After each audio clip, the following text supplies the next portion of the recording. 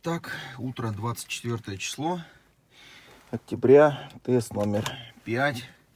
После замены рулевой рейки в сборе. Ну, Господи, помоги.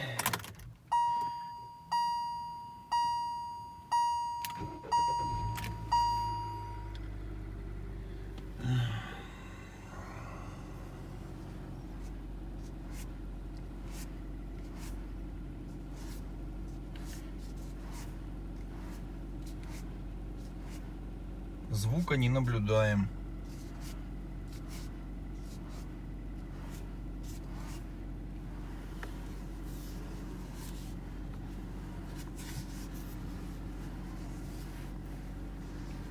Никаких посторонних щелчков тоже. По всей видимости, замена рулевой рейки решила проблему.